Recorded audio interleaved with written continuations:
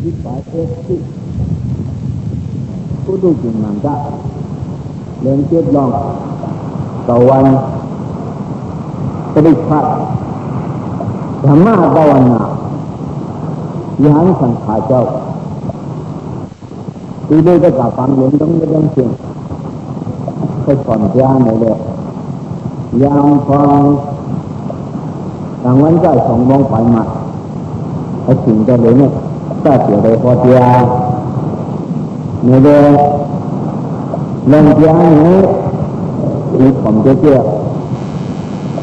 ก้นก็ศาสนาปล่อยตรงนี้อำหัวก็ศาสนาปล่อยตรงนี้เจ้าตาพอเสียนี่ก็ง่ายพ่อเอาที่ตีนก็ศาสนาท่านปล่อยตรงนี้เนี่ยเลยตาเดียวพอเสียนี่ก็ง่ายพวกกูก็ได้ห้องนี่ก็อยากจะเจ๊หนังเขามีเจ้าเขาทั้งว่าเป็นอย่างมือทิ้งเลยมือวาแล้วไหนเด้อ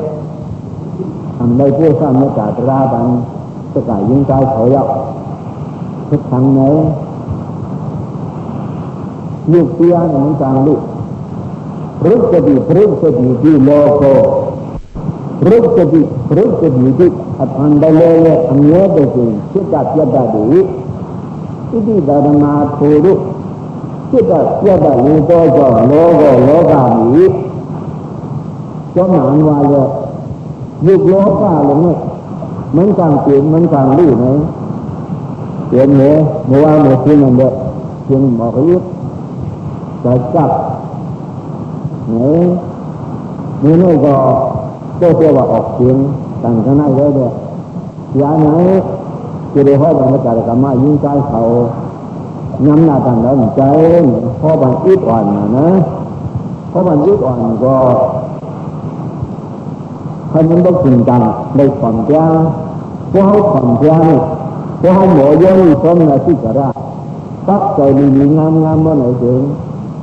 ผู้สูงย้อนกว่าผู้สูงเขาโตมา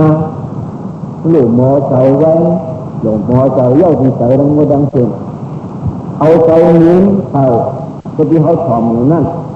เอาใจผู้เขาที่ตราอันวานนั่นทำปันใจพุ่งเกิดเลยเล่ากันไม่ไหลเพราะในเสียงมันเองจะเลยให้พอจีเจนยิ้มอยู่นั่นเพราะในไอ้โจมีมาจีมันหนึ่งเตะนั่นยาวถ้าจริงเตะอันนี้เคยสัตย์ตายอยู่ย้ำยิ้มเข้าดีงามไหนร่างดีห้อยไหนดีห้อยเหนืออีกวันร้ายเย้าการเหนือเจ้าเย้าการมี2 เนื้อร้ายเย้าการร่างเย้าการในวันนะห้อยนั้นไว้อีกวันก็อย่าได้ก็จ้องหนังตาเขาจ้องไปว่าเคยหัวปันรักกับอีเนี่ยว่าเสียตะก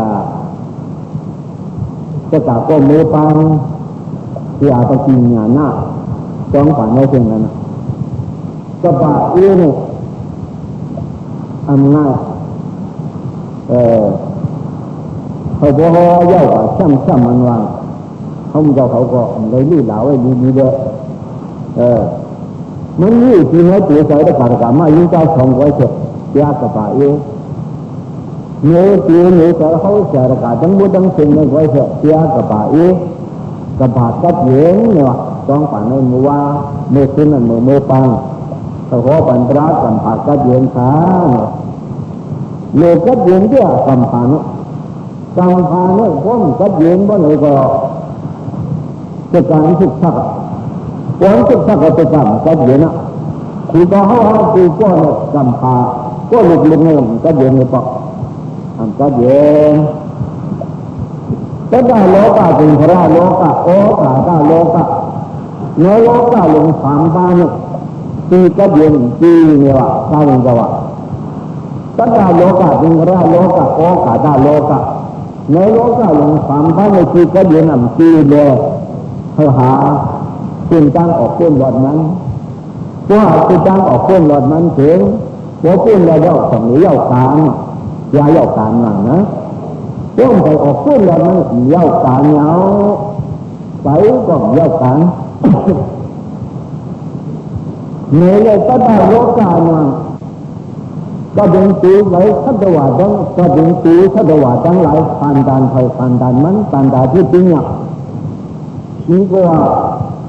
ห่างผีห่างห่างห่างกุ้งห่างเส้นทัศน์ก็ได้ผ่านก็เยอะจริงงาได้กลุ่มอลาบละก็ได้โลกายุบเพียงงานเพียงจึงสิ่งขราโลกาที่ทัศวรรษดังหลายเนื้อเหนือทางชีวิตคงนั้นจึงโอกาสโลกาที่แล้วโอกาสโลกาหลงเนี่ยจ่าที่เจ็ดที่เกิดเป็นผู้สีฟ้ากระดาษสีฟ้ากันเดือดฟ้าอันดาฟ้าโอมาปาติกาโบเกิดเป็นผู้สีฟ้าก็ลงการตายสีฟ้าอายุขยะกรรมขยะอุบายขยะอุบิเสกะซึ่งทุกข์กับกันมาที่มันเป็นอย่างนั้นก่อนในโลกาทั้งสิ้นก็เยอะฟังเสียงมันยาวการเช่นบ้านก็อย่างนั้นส่วนอยู่ในโลกาก็ทั้งที่ว่าใครเขาเช่นว่าเจ้าอายุว่าเจ้าตัวป้าเป็นเจ้าวันนี้แล้วก็เห็นไม่เป็นเช่นหรือเปลี่ยนเจ้าพาร้อนคือก็ยังไงก็ต่อพอหลังพ้นมาเขาเป็นพ้นหรือเปลี่ยนเจ้าพาเรื่องได้อย่างว่าเขาเลยมาศึกษาของที่ไหนนะเนื้อโลกาดังเรื่องสิ่งนั้นมีโอกาสโลกาถ้าโลกาเขามีจักรในการที่ยังไงอันนึงเขาสิ่งเดิมนึงฟังหลงในเด็ก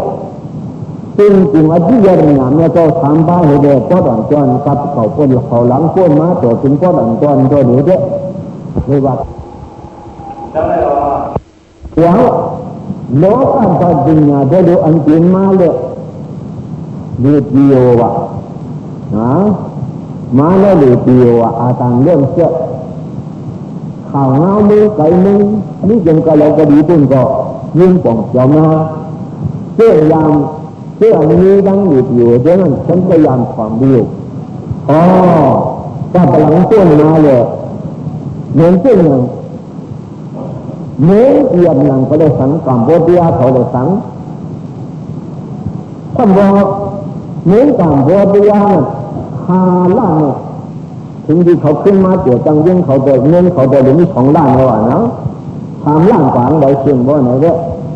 เนี่ยเราอาเชื่อมมันเอากันตายเมื่อกัมโบเดียเขาเห็นนั้นเมื่อเอียนอย่างเขาก็อะไรครบว่าก็คือหนึ่งอย่างนี้ย่อมจ้าเมื่อที่เดี๋ยวนี้ยามยินมาหนอจังเจ็บหนึ่งอาชาดังเจ็บเขายามยินมาเพื่อนเขาทางในเขากันตายในเหลือเปลี่ยนความเจ้าพระเหลือเปลี่ยนความเจ้าตัวธรรมะทั้งที่ว่าความหนังเจ้าตัวธรรมะว่าก็ไหนเสียงอันนี้เจ้าพูดก็ไหนเสียงเมื่อที่เขาอยู่ตัวเหลือในเนื้อก็ไหนเสียงเมื่อที่เขาอยู่ตัวเหลือในเช่นสีหลาวันไหนจังยิ่งข่าวว่าน้อเอาดังนั้นว่าหินดังนั้นว่าคงดังนั้นว่าตายดังนั้นว่าตายจะนั่นว่าตายจะนั่นว่าไหนอันตชามือนะมือวงก้นเลยได้ตั้งนึ่งหนองเขาไปตั้งนึ่งหนองเนี่ยก้นเดินกระหูนั่น40 ปลาย5 ก็เอาสักขัดก่อนมุดอันว่างเพราะอันเนี่ยเป็นมิจักเขาวันก่อนมาไม่ดูดีโอนะยิ่งแต่กับเขาละเจ้าเท่าไรนั่นนะทั้งหลายดูเป็นเจ้าพระทั้งที่ว่าอันดูเป็นเจ้าพระว่าไหนด้วยจนที่อาจจะตัวเรามาในมือกำขาในบ้องก็เย็นก่อนนี้ถ้าจะว่าทั้งหลายในบ้องก็เย็นก่อนนี้อายุข้ามันก็ไหวฝันเจ้าปานาทิปาดาเวรมีเดชะรันตามาติยามิปานาทิปาดาด้วยเดโกตาชิมะเวรมีเดชะรันช่างมุ่งชิงติกาภุกโกตามาติยามิเท่ากีบาอีที่ขาปุกอันนี้เกี่ยวกับลองเอาเป็นสายนั่นเพราะว่าที่กรรมเนี่ยเขาพาที่กรรมยาววันแล้วเพราะว่าก็สุกกับปากเลยถ้าที่กรรมเชื่อจ้างกรรมเชื่อว่าไหนเชื่อถึงคนเดียวจะพาแล้วกรรมของที่ที่กรรมเหี้ยจะย้อนตื่นที่กรรมเนี่ยจังหวะเลยเขียนมาซึ่งเขาว่ามาที่นั่นขี่มามึงเกิดหน้าผ้าไหนดูก่อน ในเรื่องความเจ้าโคตรมาทั้งว่าช่วงความเจ้าโคตรมาว่าเดียวกันใจในเรื่องเอากันใจเรื่องตีกันจ้ามือกำพาตรงนี้มันเดี๋ยวนี้ที่สุขชักไม่เจอสังอีเลยอธินาดานาเวรานิติขบรันธรรมาจิยานิ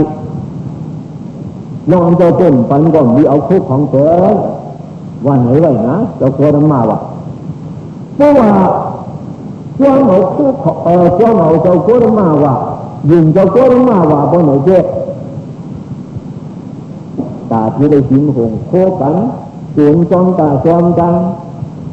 ขึ้นเงียบขึ้นเอาหรือเห็นหรือเรียกจ้านี้ไปเพื่อจะนิ่งจังมันมีเอาพอชวนกระดาษตัวโคตรมาอีสันดาสัตว์เหนียวเรียกว่ากระปาเอี้ยเรียกว่ากระปาเอี้ยเรียกว่าสัตว์เหนียวกามีดุนิสากราเวรานิเตขบรันตามาติยานิอันโดนเป็นชิ้นไว้ที่น้องเป็นชิ้นไว้ที่เอาที่น้องเป็นชิ้นไว้จนก็เป็นการสู้ไว้ไว้ต่อนั้นลองถือลองนี้หนูก่อนละลองย่างมาเพิ่งจ่ายกันในเป็นจังเขาต้องเขาเลยสอนเขาจะขายเอาเนี่ยยิ่งข่าวนะ3,000ในเรื่องฟังหลวงเนี่ยเอาใส่วุ้ยเจ้ากูฝ่ายกูจังเนี่ยเต็มมาจะไม่เลยอย่าตายกันทางวันนี้เพราะว่าเจ้าของเจ้าก็มึงนะที่นั่นก็มีเนี่ยครบสังหลาเนี่ยการมีตู้มีภาษาละคุณหรือเตียงเจ้าพระ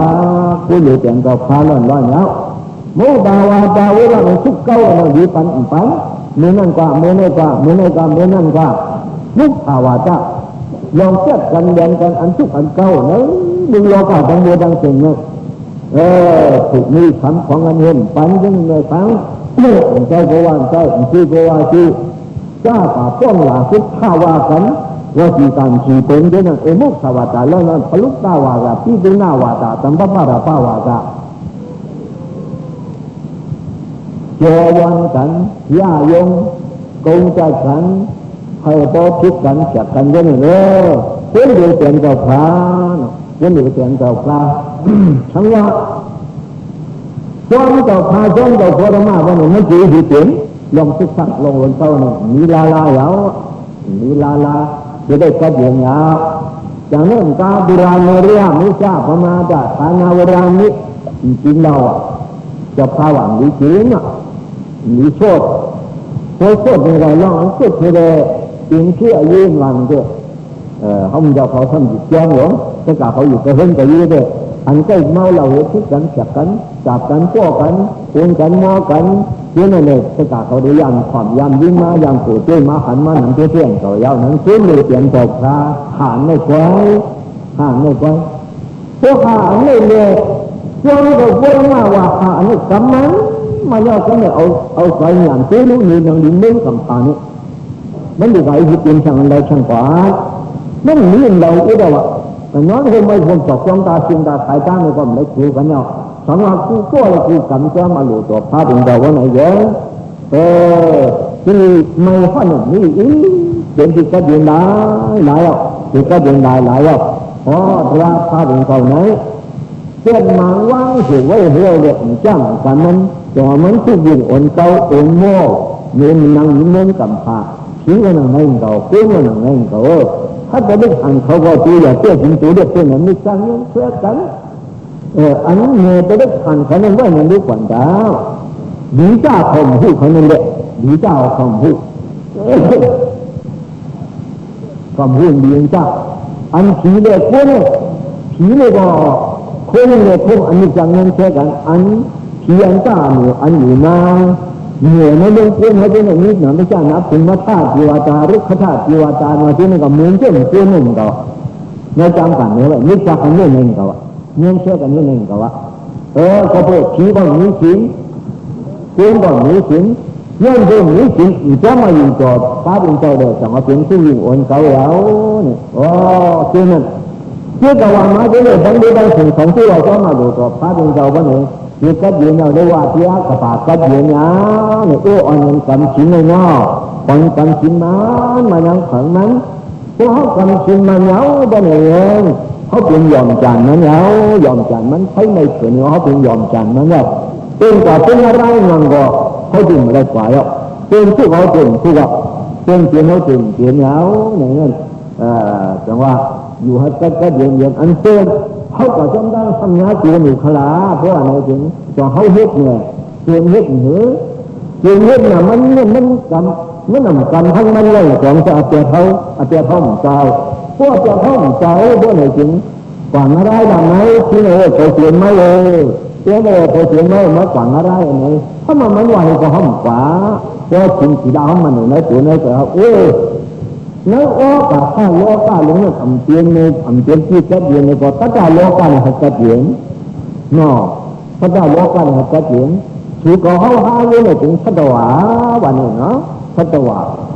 ถือก็สัตวาเนี่ยเขาแก่เดียนเนี่ยก็มีเพียงพาเป็นอย่างอันเดียวกันเพราะเขาจำพันหาใส่ในนั้นหาใส่มีช่องครอบที่กันเพื่อเอาสิ่งที่ละหาปานี่มันบ่ได้เจออาจารย์สาธิตาเตียงเนี้ยวาดิตาเตียงก็เนี้ยช่วงเนี้ยวพวกไหนถึงถูกไว้ชื่ออะไรคิดหาชื่ออะไรหาชื่อไปด้วยกันหาชื่อที่สาวคิดพอคิดลิเตียนมันพวกไหนก็เขาหลีเตียนราคาเขาหลีเตียนพาดึงเจ้าแล้วเขาหลีเตียนพาดึงเจ้าเตียนป้านเราที่เหนือนั่นเองป้านเราที่เหนือคือพวกผู้ว่าเขาเลยนี่ป่านเนาะการเลยนี่ป่านซ้ำเฮ็ดสีคือเลยนี่ป่านคือเลยนี่ป่านอันนี้ที่นั่นเลยกับข้าโลกาหลงเลยพระเจ้าโลกาเขาเดือดช้ำผ่านเนี่ยคือก็ได้อย่างหนึ่งเขาจะขยิงใจเขาเสียได้ด้วยสารกาทั้งหมดทั้งสิ้นคนกันหมดให้หมดของคือก็การมันเหลืออะไรนี้การหน้าก็ชุดมันไหนอ่ะชิ้นสีหน้าก็ต้องสอบตัวที่กำลังไหนอ่ะก็มาฆ่าก็ตอนนั้นถ้าเกิดเจ้าจ้ามาให้ใจมีจริงมีจริงมันจะเอาแต่ปักเถินมาไม่ใช่นะ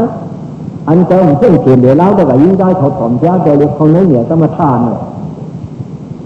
เจ้าเนี่ยต้องเสียอันถอนเจ้าเจ้าเนี่ยใจนี้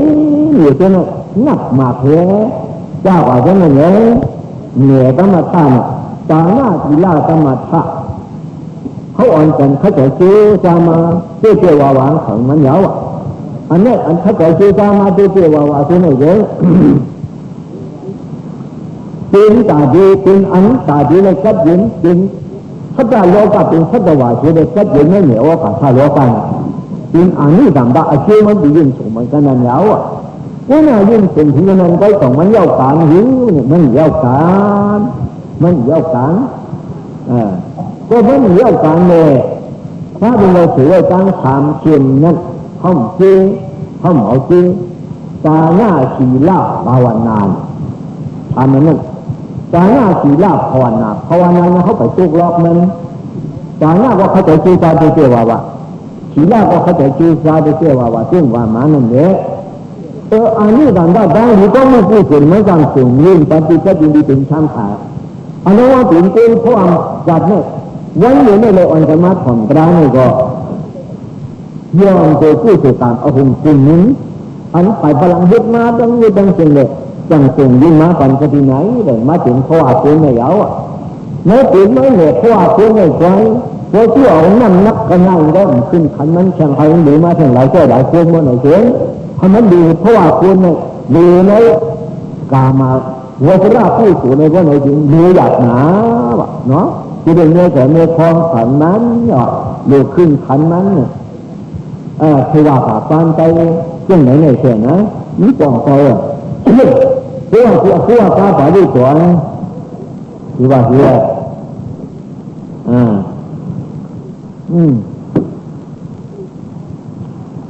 อุปิกาบุญเดเจนะกามรูปะปฏิงกาจาอุปิกาบุญเดเจนะกามรูปะปฏิงกาจาโหจันดานิตามาดาปุณาดิสาลิสุกติงกตาปาดิก็หมายถึงในสุขมหาวานนั่นคุยตัวในสุขมหาวานเนาะขันเรื่องนั้นมาแล้วปุญญาติเสนาจามญาติลาธรรมทาวิสวาดอกผู้ดุการเสียรงไงอนุพอดอกเชียงอุคิตาชีดอนแล้วดีนาดีชีอุคิตาชีดอนแล้วดีนาบุญบ่ดีโดดีเพราะว่าการดะ กามะโรบากะเจกามะทุกขีพงรูปะยามาพงโตกะจาเสียงในใจเลยคงเยเพราะการดานดี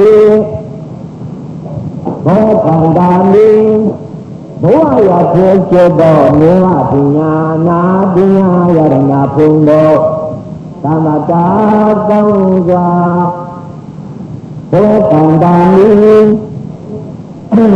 บัวอยากเชื่อเชื่อบ่เนื้อปัญญานาปัญญายานาพงโตเลยธรรมะเขายังยิงจีเดียอินาตะพังเตกะเจเนื้อเดือดความจิตดาบุลเกเตดิกะดีพุงโลเกสานดีเกสานี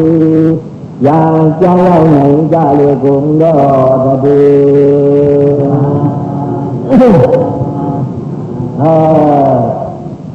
จังการที่มันเป็นนั่นล่ะปุญญาติจีนาปุญญาติจีนาดานาดิลาปนัทธะอันนั้นเลยก้องกามาวดาก้องกุศลกามีอานุขอมันเจนันอุทิศายุบยังห้องสูงเมื่อเช้าที่นั่นแหละกามารูปากติ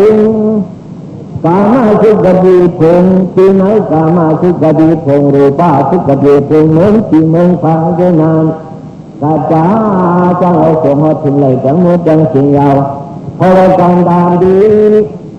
บ่าวดานดีจากพวกนักจองซื้อ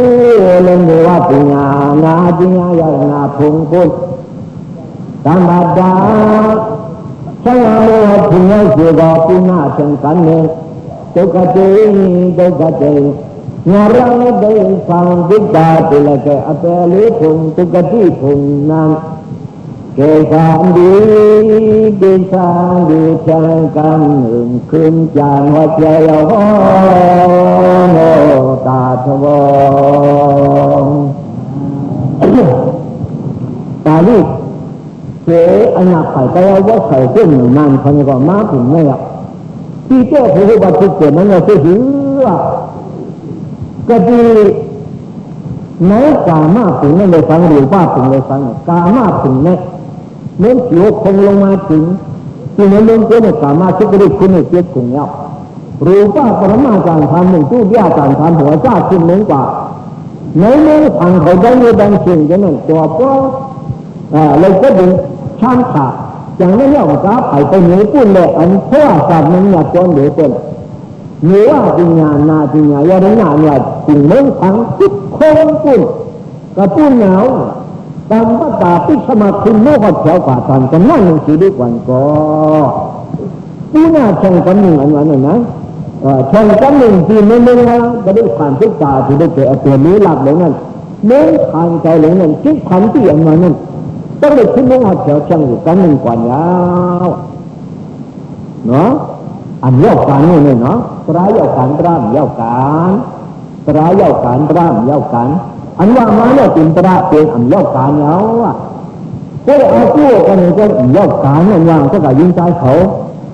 เนาะเอาใส่ข้อนี่เมื่อว่าไว้เจ้ตานังเจกระดาตัวตานังตานังพาเทียมลุกตานังตานังอุตุกระดานเนี่ยการตานังนกขาประจำวันนั้นเนี่ยเยอะเลยเช่นนั้นเนี่ยมันเป็นอะไรของอาป้ามันเจ้าคันนั้นเนี่ยเจ้าคันนั้นแต่เรายี่ป่านั่นไปจริงอย่างเอาใส่ข้อยืนยันกันนี่ก็มันยืนจะที่ไหนนี่เนาะจะที่ไหนมันยืนข้าเป็นก็หอเทียนี่เจ้าใหญ่ข้อไต่เจ้าใหญ่ข้อหนึ่งวันนั่นนะข้อดิบตัดข้อหนาเอาเงาผัดผิดเนี่ยตรงที่ว่าเยอะเรื่องหนึ่งว่าพันใจเขาว่าซึ่งหนึ่งก็มันเจ้าห่อแต่ว่าธรรมะที่ทางนี้ปริยายธรรมะปริยายธรรมะที่เป็นของถึงไอ้เจ้าเนี่ย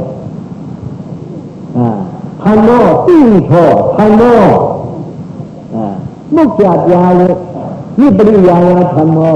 ปริยายธรรมะที่มุขจัดยาก็ห่อตีกันได้ห่อกันเยอะปริยายยาอันห่อเอาหุบห่อปริยายแต่เชื่อว่ามาไม่ได้เป็นปริยายยากว่าปริยายก็ที่ไหนสุมหาวานเจ้าว่าจึงป่าที่เห็นว่าเราโมเสนั่นยาวมันยาวกันว่ะที่มันยาวกันพวกนั้นดีเฮ็ดเนี่ยดีเฮ็ดพวกดีพวกเฮ็ดว่าไหนเก่ง ความใส่ใจใส่พ้นเนาะเพราะว่าสัมปติหนักได้เลย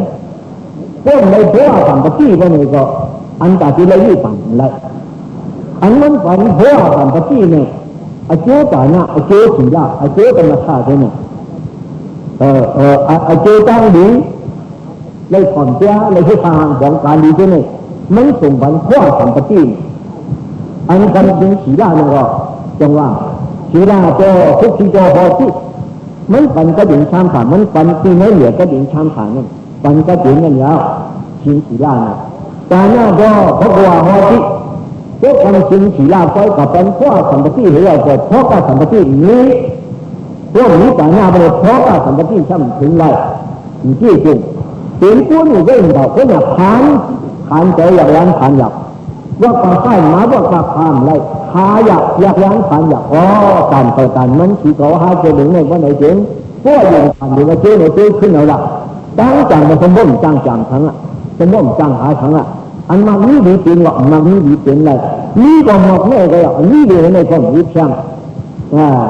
ก็เลยนั้นมันเนี่ยพอเดี๋ยวไอ้เจ้ากามวันหลังให้มันเด็ดที่จู่ปานกามมันซ้ำยากนะที่จู่ปานกามยากเดี๋ยวมันเชื่อที่ถึงแล้วเพราะก้าวสัมปติอย่างนั้นเดี๋ยวมันส่งปันบนไหนเจ้เพราะก้าวสัมปติเพราะมันส่งปันเนี่ยเกิดเป็นเพราะสัมปติมาในสัมปติจากไหนเลยมาเปลี่ยนเสียเลยเพราะก้าวสัมปติมันก็ที่ถึงลงมาหรือว่าถึงกับปัญญาที่อันที่ถึงมันจะเหลือเนี่ยก็เขาคือเขาหาคือแค่ไหนพวกเดี๋ยวนี้อาทิตย์ต่างวันหลังเลยเพราะการสัมปติให้ได้สี่มังเมื่อไหร่เจ้ดีเนี้ยได้เชื่อในความพอดีเนี้ยเพื่อทำงานไหนที่จู่ปานเพราะว่าไหนที่จู่ปานสารมันย่ำอันนั้นปัญญาในสันติอีกทางเลยปัญญามันโมหะปัญญาคุณทั้งหลายในโมหะก็เกิดอันปัญญา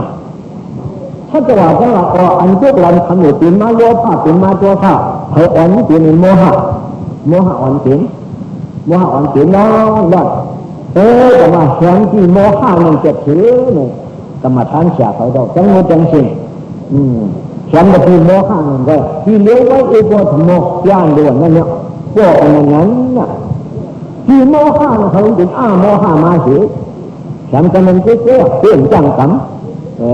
เพื่อจ้างกรรมอยู่บนกับจ้างกรรมก็เลยจ้างกรรมอาทุกข์ละคนอาทุกข์เนี่ยขาดทั่วเขามึงได้ขาดทั่วอันว่างจ้างกรรมทางผู้ก็ปล่อยเอาอันวางเจ้ไปขาดทั่วเนาะไปขาดทั่วทำกันแบบว่าตั้งว่าไปขาดทั่วกันนะเพราะว่าจ้างกรรมเนี่ย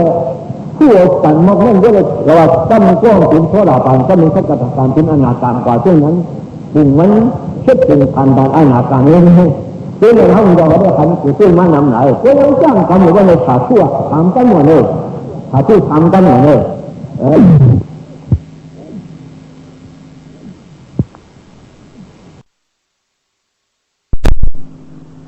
สภาพนี้ดีเสียงได้อธิกรรมผลที่ตู้ปานกรรมได้ผลเงี้ย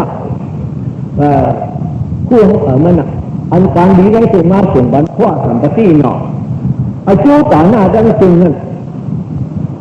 ถ้ามาปันโหกาสัมปตินะไอ้เจ้าศีลาธรรมชาติทั้งปันโหสัมปติเป็นเรื่องสังโหสัมปติเป็นเรื่องศีลโหสัมปตินะเป็นโกงโหสัมปติอันที่ศีลกันในมือโกงนั้น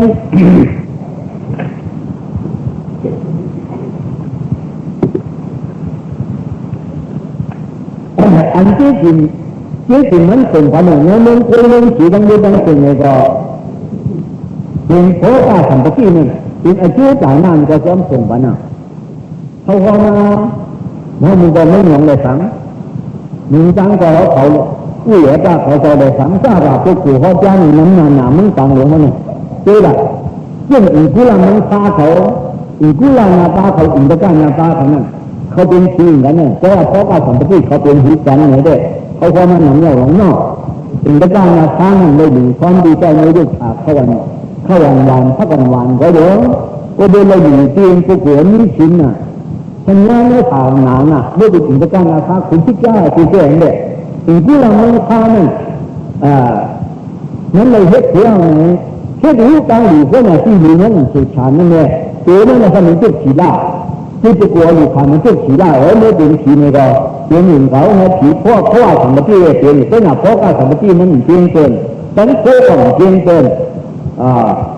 พระมันไม่พ่อที่ทำงานในตัวพระเป็นเจ้าพ่อย่อในยานพระเป็นเจ้าซื้อดอกในชิดทองอยู่กันนะเนี่ยในจำกันธรรมะพระเจ้าเหนือไว้เช่นนั้น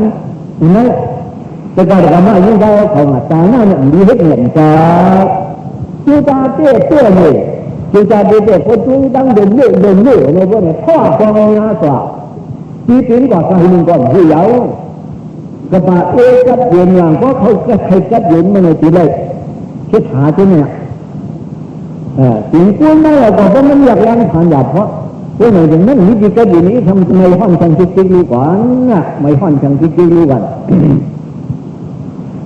แต่เป็นข้อต่อไปเลยว่าเขาจะเป็นจิตแจ้งของไว้จิตแจ้งของเช่นอย่างไหนเป็นเช่นครูบอกกันให้ดูหน่อยเรื่องต่อตีนะยังหันเพื่อนหนึ่งบอกกันดูหน่อยตัวที่พวกนั้นนอนเกาะนั่งให้เกาะของกินนั้นเลยจิตแจ้งของมันก็เป็นเนี่ยข้อเราเลยก็เขาจะเป็นจิตแจ้งของไว้นั่นการดีตัวดีใจดีเอาความดีก็ละเจ้าดีแต่ดีมาดีเนี่ยดีเจ้าดีตัดท่าดีปังใต้เดียว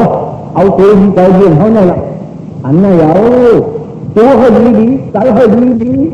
เนี่ยการให้ดีถามเรื่องในที่สิ่งว่าในจิตจิตใจของเราจิตใจของเราจิตใจของเราบางในจริงก็ในสิ่งนี้ข้อของที่สีตาโสมันเล่าการเชื่อมกับว่ามาเมื่อไกล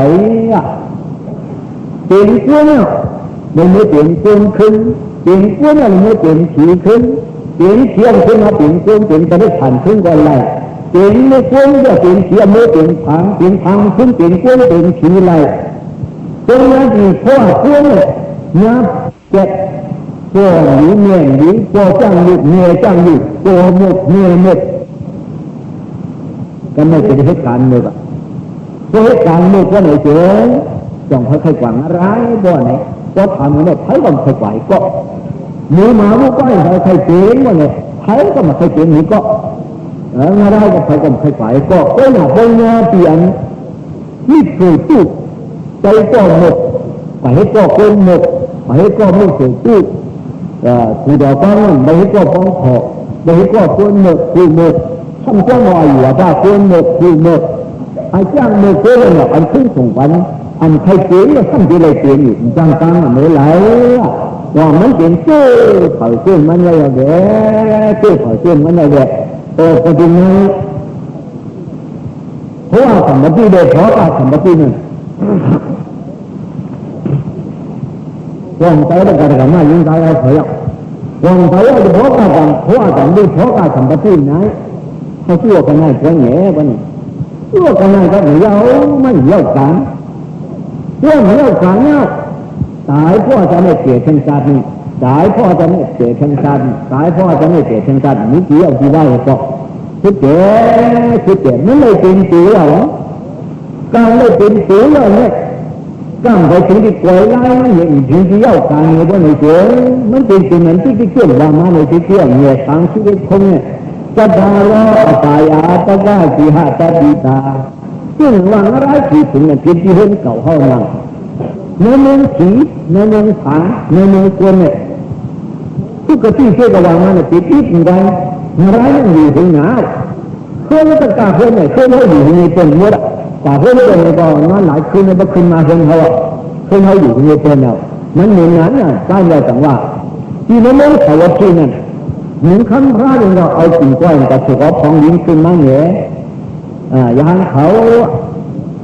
ของลิ้นอย่างนี้นั่นนี่ก็พาทั้งนั้นลิ้นมันเหมือนห้องมืออันไหลน้ำงออย่างเขาสังว่าเจ้าหนึ่งด่าจังเล่าว่าบางห้องมืออันนี้นั่นน้ำลงน้ำลายค่ะอันนั้นวิพากษ์เรานั่นมีอิดอ่อนก็เพราะว่าทำมีค่ะเพราะมันนับว่าเอาตั้งหนึ่งห้องมืออะไรตั้งดีนั้นในฝ่ายจิตใจท่านกันนั่นเจ้อันนั้นมาดวานนี้ยินเช่นไหนได้ข้าเจ้าหนึ่งแต่เราเช่นนั้นเท่าไหนข้าเราสั่งว่าสัทธาระอบายาตะกาสีหาตะกายตติตาสัทธาระอบายาที่มันไม่ว่าหลงสีผงนั่น ก็ได้สี่ห้าปฏิตาเป็นที่เห็นเก่าเขามาร้ายคือถึงเขาอยู่ในเต็มโม่เมื่อเราอันนี้โม่เป็นสีเป็นกันฝันมันเล่านะเล่ากันปลอมขึ้นลงมาเป็นพ่อคือพวกอะไรกันดีกันเลยลูกมึงผีลงทางแรกเหนือเลยต้องเหนือมาเป็นข้างน้ำมึงผีข้างน้ำมึงควรพวกเราพอเมียมันขึ้นทำขึ้นวันหนึ่งกว่าขึ้นกว่ามึงมันขึ้นแต่โอ้อันนั้นกว่าให้ต่อเขาก่อนยำหัวเชยต่อไปนี้สู้ข่าวท่าหาคันไว้สู้ข่าวเมื่อทางสู้ข่าวท่าหาคันเอาอย่างอาจจะป่าสู้ได้สายสู้ได้สีอาจารย์ไม่ขาดทางสู้นั่นก็อยู่ขึ้นเรื่องบอกเขาเดี๋ยวนี่ป่านเนี่ยเขาจะไม่นะเขาพยายามหัวเชยบอกคนนั้นเมื่อเลยสู้ข่าวท่าหาถึงแล้วเขายำเดี๋ยวมาไหนอะเป็นเพื่อนเขาอะเป็นจีเรียนเขายาวเมื่อไรที่ถึงก็เป็นจีเรียนเขายาวที่กว่าที่มาที่ถึงอ่อนเขาอะเป็นเพื่อนเขาเป็นอะไรเนี่ยจังหวะตาจีเรียนเรื่องต้นนั้นเลยตาจีเรียนกันนั่นพระเป็นเราพ่อไว้ทางหลังชาเลยถึงมาพ่อตัวเนี่ยอันกันเด็กตัวดีๆเป็นอย่างที่สุดก็ร้อนเนาะคุณอยู่จักรักเหลี่ยมร้อนอันเด็กตัวดีๆจ้างกันนั้นข้ามีก็พอต้นหูเลี้ยงตาเลี้ยงบอกว่าหูเลี้ยงวันนั้นตัวนี้เนี่ยทุกข์ก็เป็นน้ำเนื้อสัมผัสในเหตุเลยที่เด็กที่กล้าขายล่าเนี่ยจริงๆมันไปถึงเขามีก็พอเขาก็มาขัดเขาก็คิดว่าเฮ้ยเรื่องหลายพอของทุกข้อไปถึงมาตัวเลยหลวงพ่อทำหัวไปแล้วเขาก็ทำเขาเต้นยับเป็นเรื่องไหนมาเลยลองจ้างที่ไปขนาดในเด็กขันมาถึงแล้วอ่ะมันมีในไรเดี๋ยวนี้มันมีทางมันวางเด็กใส่ข้อถึงเลยแล้วเนี่ยอันนั้นตัวนี้ก็สะสมหาสีนี่ก็สะสมมือจอค่ะใช้อย่างถึงมามันได้ยิ่งมากว่าเนาะสีขาวมันพกที่ปลายของปลาเขาอุปนิสัยจริงไงมหาสีเหกำพองออกป่านั้นมันตัดขึ้นตั้งอยู่แค่ปีเดียวเขาไม่มีสุราเขาไม่มีอาชานเลยชาดีเขากว่าเขาไม่อินเดียกว่าให้สำนักกติกาไปกูกำพองหาจ้าอินโดนีเซียนี่ที่ไม่อินโดนีเซียที่อันเช็ดไว้ฟังไอ้เชื้อจะทานหนังชิบันอาทิตย์นั่นนี่ปากของเราเขาได้ยินเรื่องต้นเนี่ยตัวฟองมันในอินโดนีเซียมาเลเซียได้แต่ยินว่าหูเจ้าลูกเดินให้แต่หน้าเนาะหูเลี้ยงตาเลี้ยงมาตาขนาดตาดีเราจริงๆเห็นต้นสายมาแต่หน้าเนื้อเนี่ยมันได้ปัจจุบันขึ้นมาเขาจะเกี่ยวมาเมืองเขาจะมาจองเขามาเขาที่จองอยู่จองนะในกอปีกายอุ้มมาจองมาห้องตอนนี้ที่นี่จะจ่ายใจหลงจอมคุยมาห้องที่ไหนแต่เขาเยอะต้นเขาจ่ายจริงกระบะกัดเย็นนั่นตัดกระบะเนื้อมาวันไหนเด็กกระบะเนี่ยที่เป็นกระบะมาวันหนึ่งก็อยู่เดียดสมมติได้เข้าความทีก็มีอาชีพนี้มีอ่อนตั้งเลยมันเยอะเลยมีอ่อนตั้งเช่นร้านเคยเขาเพี้ยในปีน30 ไปเขา30 ไปของเพี้ยเขาผูมันก็อยากเช็ดไม่ได้แต่ถึงมาเช็ดได้เลยก็ว่าผู้ฝ่ายผู้จ้างแล้วเยอะกันเนี่ยนี่เนี่ยยกที่ไปของบ้านถึงตั้งว่ะเอาอุปนิสัยถือก็ไปเพื่อกำพองปออาทิตย์ยาขึ้นเข้าการปริยัตินี่ฝ่ายดังโต้เงินดังมาละฝ่ายดังโต้ขึ้นเข้าของปริยัติออกปริยัติขึ้นเข้าปฏิบัติกำพองมาเป็นกรรมฐานอาจจะยากเป็นผู้ยากกว่ากำพองก็เป็นธรรมกติกาอาจจะผู้ข้อเดียวเนี่ยหาข้อจริงบนช่างที่ตาศาสนาเรื่องต้นเขาเชื่อกว่าโลกแค่หนึ่งงานช่างไม่จะกว่าจะโตเมื่อนั้นได้พูดเขาวางฝันมันเนี่ยเขาก็ต่างเฮาอันห้อน่ะจ้างข้าเป็นเราจำไว้ปันเลยเพราะผมนี่หนาเนี่ยล้อเขาได้ป่าพอแล้วไม่ใกล้ไม่ได้แต่ว่าพอยังจ้างกันอยู่จ้างกันด่าเฮ้ยเฮ็ดยาปัดยามันหนุนนั่นเด็กยาปัดยามันหนุนเป็นกำจังอัตวหันผีไม่เหมือนอื่นเขาแต่ห้องกำยาผีเหมือนโคกเหลวแต่ห้องกำยาลงเลยก็เหมือนจานเขาไอ้หูจ้างเลยเป็นเฉยกันนั่นเหลือเฉยน้องเป็นจ้างกันนะเพราะนั่งจ้างเนี่ยเป็นคนที่ประธานเยอะๆเลยละเช่นด้านป่านนี่ป่านคนที่ประธานนี่ก็ยังโน้ยังไม่เคยแม่ก็ถ้าเป็นอย่างไม่ถูกขี้ยาในจ้าป่านเนาะท่านเราพอนี่เป็นได้ไว้อะไรเป็นได้เลี้ยวทางป่านนี่ป่านอันจ้างนั้นมันจ้างคนที่ประธานเลยเขาจ้างมันที่เราเป็นอันที่มันเจ๊ซึ่งเขาเสียปีเตะเจ้าตังมันใบปังหนึ่งในที่ว่าพูดกับมาท่านทั้งน้ำหัวเนี่ยตาหน้ามันอ๋องเนี่ยว่าจีนก็ยังฉุดมากขนาดไหนแดงกับมาท่านปังมือเลยก็ทั้งท่านดีใจได้มันจบนะ กรรมฐานนั่งเราไม่ก็ห้องดีใจกรรมฐานฟังลงในห้องดีใจเลยดีใจว่าหูอยู่ในเกศต่างนั้นนี่ดีว่าหูมีเรื่องที่เรานะเพื่อดื่มดีใจเราว่าไหนได้อธิเสียนั่นนี่ดีกว่าเนาะฟังเรื่องเก่านี่แหละเพื่อมาปฏิบัติฐานอันไหนก็มาปฏิบัติฐานเนี่ยอันตกาไปจะหันเขาเพื่อเด็กดังเพื่อนเนี่ยมาปฏิบัติฐานหนึ่งก่อนนั่นวันจะเดินยาวไปนั่นจะมาปฏิบัติฐานคือจ้างกันได้อาทิตย์จะทัดใจได้ทั้งสองนั้นถ้าเรียกว่าสวยว่ะยาที่ดังก็น่าดังดีดว่ายาที่ดังก็น่าดังดีดว่ามาดาบันังปัตตารายยาที่ดังก็น่าดังดีดว่ามาดาบันังปัตตารายกาเนนาดังกินิดวานดังกินิดวานะทิธาภิกขวปาลิตวามาที่ไหนทุกมหาวานั่นหนึ่งเสาข้างมาปฏิบัติฐานนั่นปัฏฐานานั่นเนี่ยมาว่าคือหรือดิจิตรการใจอะไรถือไว้นี่เนาะย้อนกันพัดกว่าเนี่ยย้อนกันพัดดีกว่าเนี่ยตราด้วยที่ถึงห้องโมหะห้องมันเอาไปมันเอาที่ถือไว้เนี่ยยาที่ดังเก่าที่ไปหูโยกามีจังเล่นเชื่ออยู่เก่าที่ไปหูโยกามีจังเล่นเชื่ออยู่ที่เหนือสัตวะเขาฟังที่คุณโลกาขัดจังหวัดดังสิ่งนั้นที่แต่ว่าสมัยได้ที่จะเป็นงานดอกปลาเนาะงานดอกจะมุ่งหันเย้าเด็กกัดขามีนี่ผิดทางมาเลยปลาเด็กจะเข้าจังอมตะบานังที่ยานทำบุญท่องใจ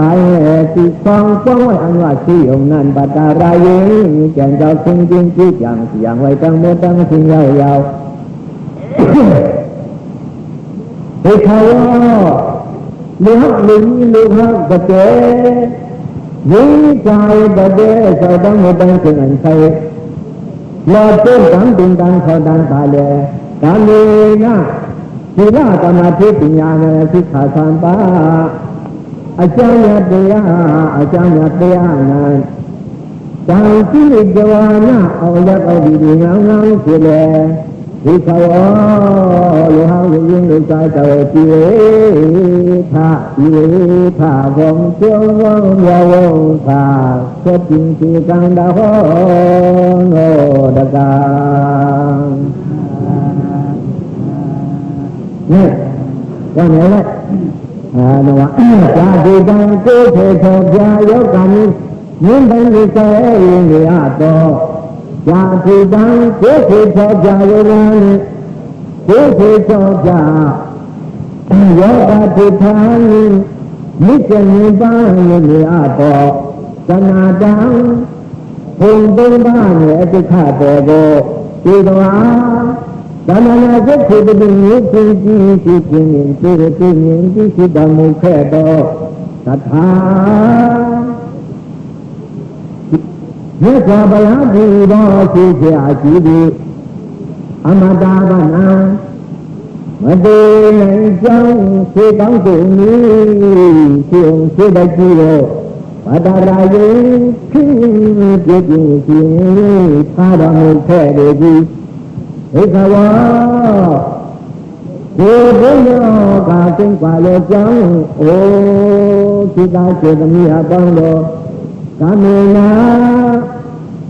ดีละดานาจิปิญญาหุสวาโตทิขาติบามกิงกังเดียเจตังจินิดานากังกว่าเดเดปะเลบังตังจินิดานาเดเดปะเลวยุจังกุงจีเยตังอนาจังจิตที่เปียชีเปียชินไม่ชิดอจังโทมาดีจิดาชิดาเนวจิธาปิธาเวยาจิราตโมเลยาปะสุงโลนี่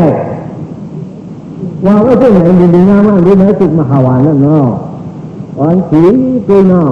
ความสำคัญของฟ้าดินใจเรามาในปีกาตัวนั้นมันจะพยายาม อรันดาภาธิดาก็ไม่ใช่ที่ว่าภาธิดาผีหัวก็ไม่ใช่อรันดาภาธิดาหันกับเขาหัวก็ไม่ใช่ยืนภาธิดาเป็นอย่างที่เขาหัวก็ไม่ใช่ทุกท่าเจ้าทุกท่าเจ้าหัวคำอยู่ยาวอ่ะมันว่าสิไว้ว่ะจ่าที่จังอันเยอะกับเขาที่ไปพวกพวกนี้ตีใจเขาด่าเขามีจังเงินเทียบไปเลยกับจอมกับยันจันนี่จังเงินเทียบวันขึ้นเด้จะน่าจังที่หิวอย่างเงี้ยเขาด่าเขาเนี่ยความคิดคงทำรู้จังสิ่งที่นั่นที่ด่าจากคำจะมือหันตัวเดียวเลยทัดขาพระเป็นเจ้าอันไรว่าเสียชื่อหลงน้ำที่คลองต้องได้อย่างจนเข้าตายนานพิธีการนั้นก็ชื่อไว้เชื่อไว้เกิดแต่ไว้เชื่อลงดีๆงามๆเที่ยวยาวอ่ะที่เขามีนิสัยเขาก็เลยไปขึ้นมาอันใครให้ยกเอาเวรนานี่จังเงี้ยอันนี้จังเงี้ยเชื่อที่เนี่ยเชื่อเพราะเอาพวกลำคำเนี่ยทางชีวิตคงรู้โลกาขัดปันจงชื่อนั่นพวกเขามันขายพวกไหนเจ๋งการเองอ่ะเขาอ่อนกันเอาตั้งหนักต่างกันร่างวายศีลากับมันเทศปัญญาที่ขาดคำบ้านนั่นคือเลยอันนั้นจังที่จังที่กว่าจังที่กว่าน่ะเอาเรียกไล่เอากันเรียกเอากันที่เอาอยาพาเป็นเจ้านั่นเอามาต่างกันให้เด็กที่เอาเรียกไล่ที่เอาเห็นเลยอันนั้นจังที่อันนั้นเจ๊อันข้าวอันตาจังอียานเข้าตายนั่นที่เวท่าตอนกันเกิดจริงสิกันดามันส่งมาว่าซึ่งไหนอียาอันเข้าอันพาเป็นเจ้าเขาอันว่าเป็นเกี่ยววนลงชื่อลงนั่นเกี่ยวจังไว้ชื่อเอาดีๆงามๆเลยเด้ย่านเข้าตายนี่ก็ขอเพราะว่าดีๆงามๆเนาะก็เป็นให้ทั้งอย่างใจเมืองมันอันดีก็ได้ว่าเขาเนี่ยทางชีวิตคงเนี่ยเยอะกว่าเขาที่ไปว่าติ๊กหนักเจ็บหนักจักเงี้ยเช่ที่เงี้ยเช่นพอถ้าได้ว่าเขาล้ำชุดล้ำคู่เนี่ยภาคทางชีวิตคงจะเนี่ยจังมือดังสิ่งเขียนเจ้าขันใหญ่เด้ชื่อเรื่องหลงนั่นสาวเตี่ยวเจ้าไม่ดีงามๆสีแดงเขานี่ป่านไปยาวๆเขานี่ป่านไปยาวๆปุ๊บเขาว่ามันไม่ใช่นั่นนะที่เราไปเห็นว่ายิ่งใหญ่ที่น่าดีอยากจะขัดทั้งหลายที่เราไปเห็นว่าผีก็ไหลฝังก็ไหลผีบ้าไหลฝังบ้าไหลเกินก็ไหลไปเห็นว่าอันใครเขาโยกกาวเวรนานะทางในปีในเสือเขาจริงต่างเม็ดเสือนั่นเจ๋งเขาวันกันเอาดั้งมาต่างกันอันที่ว่าสีได้แต่ที่ปัญญาที่ขาดตามป้านั่นเจ๋งเลยเรียกใกล้เอาอียาตัวพระดินใจนั่นเจ๋งอันเจ๋งลองดูลองตายอันนี้เลยอียางรุ่นตายอียางเจ้าสันเชียนเด่นเข้าตายในคนกันก็กินสีกันดาว่าไหนมาเยาว่าไหนมาเยาว่าความดิบนั่นว่าความดิบนั่นป่าด้วยจอดเสียพระดินว่ามาเลยต้องอันหนักใจเขาปวดมาว่าช่วงนั้นพวกหุบนายมันเตี้ยวันนี้ถ้าดอกนี้เนี่ยทางชีวิตเขาเนี่ยจังจริงจังเขาจังใจพวกเราคนเคยกินเคยตายว่าเนี่ยก็อ่อนมันเจ้ามาสั่งถามละพอเรามาสั่งถามนั่นเรียกเอากินยามเข้าตายยาพระนี่บอกอันจ้องไว้นั่นจ้าวันนี้นี่ก็ผมใจง่ายอยู่เนี่ยนะถ้าเป็นแบบจำไว้เป็นยามเข้าตายอันนั้นเป็นพังเป็นอะไรเพราะไหนยาตายยอดตายเนี่ยเป็นวิปัสสนาอันวิปัสสนาเนี่ยเจ้าเนี่ยทางคิดเนี่ยเขาอยู่ตัวเนาะทางคิดเนี่ยตีจิ้มแล้วกันเอาสายจ้องที่ปากขึ้นหนังฝั่งมันเจอของตามมันนิดมันเด็ดเนื้อก็มันไม่ดีก็แล้วเอาสายไว้ดีขึ้นหนังสายไว้ดีขึ้นหนังที่ยาไหนจ้องอันเชี่ยที่สันนั่นเอาสายหน้าบ้าเหรอเอาสายหน้าบ้าเที่ยวไหน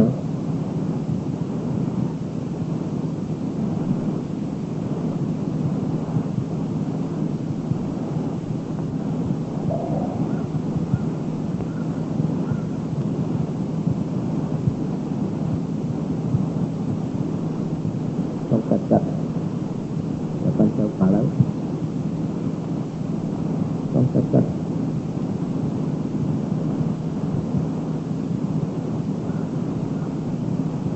ที่หมอที่เป็นเนาะนั่นไงจะที่เป็นสนามกับสนามมันดีหลักซ้ำเขาดีหลักซ้ำอันที่นั่นกายานุปัสสนาอันที่เข้าหูออกอันได้ผ่านจ้าโดยทางนั้นมันอย่างนั้น ก็ผูกเข้าเวทนาซัดไว้ลูกตั้งไม่ออกเวทนาห้ามอื่นไว้ผู้เนาะเวทนานุปัสสนาสติปัฏฐานอันผู้ใส่นั่นศึกษานุปัสสนาสติปัฏฐานที่แก้มหื่มที่แก้หื่มเต้ดี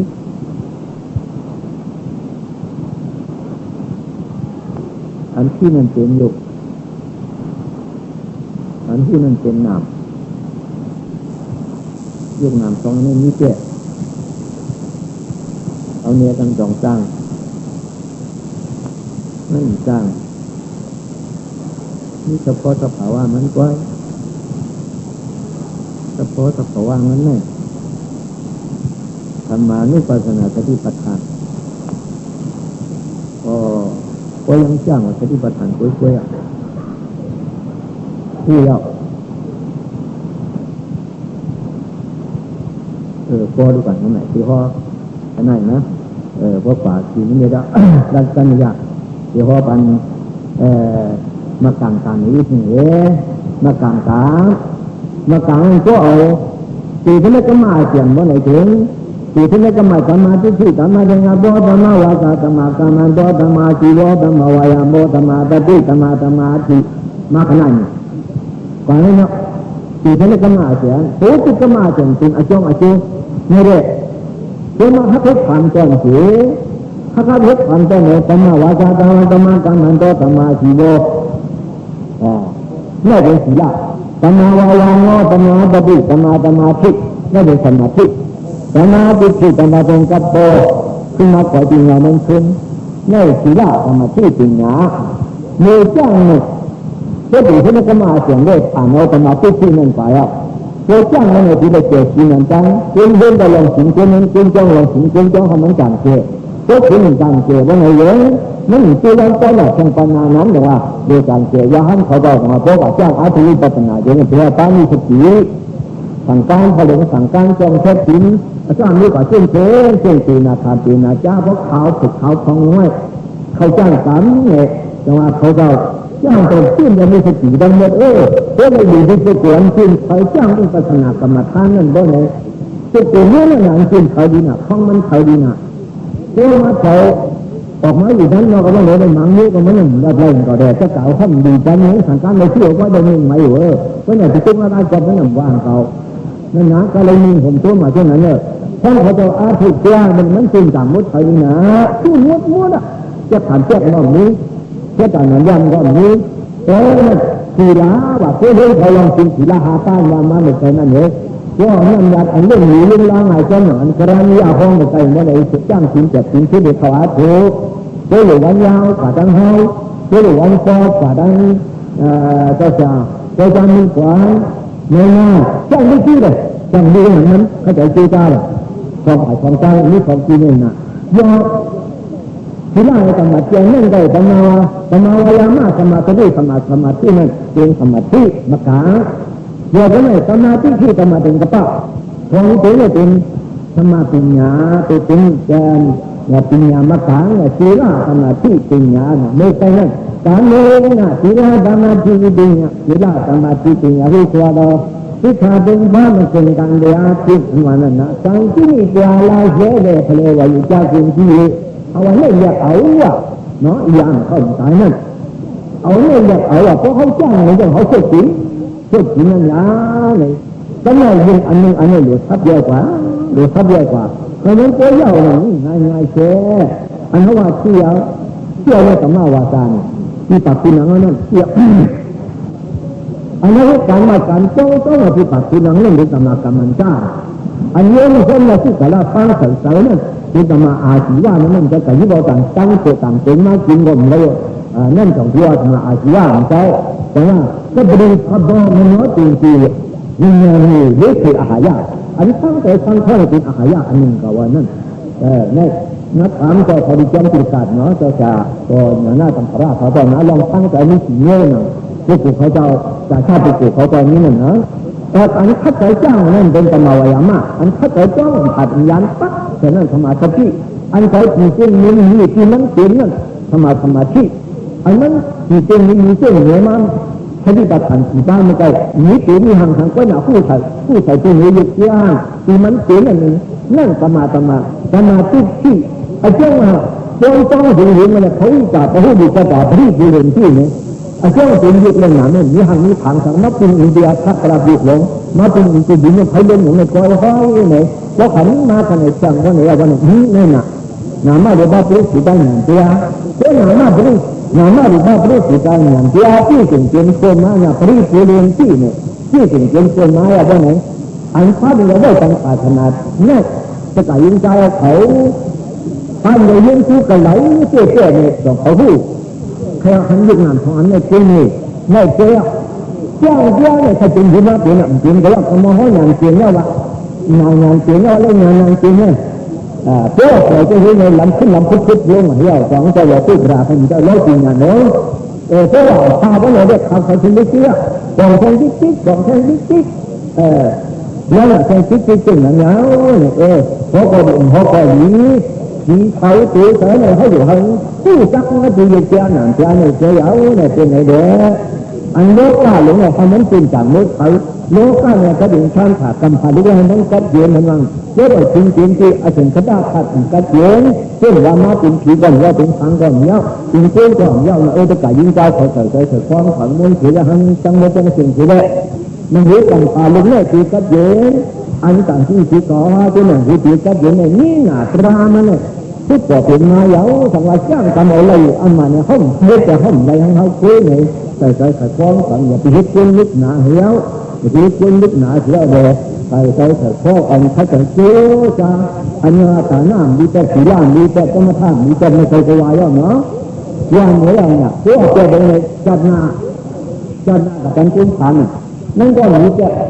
อันนี้ก็อยู่นั่นเห็นไหมปริยัติที่ศาสนานั้นเงี้ยไม่มาตรงไหนอ่ะอันพ่อกันตรงไหนเนี่ยเพราะว่าการยังการเขาจ้างกันในเป็นปฏิศาสนาเยาร่างทุกข์เป็นงานในปีนั้นจึงจะได้รู้ท่าศาสนาเยาเนี่ยศาสนาถามเป็นเนี่ยต่างช้า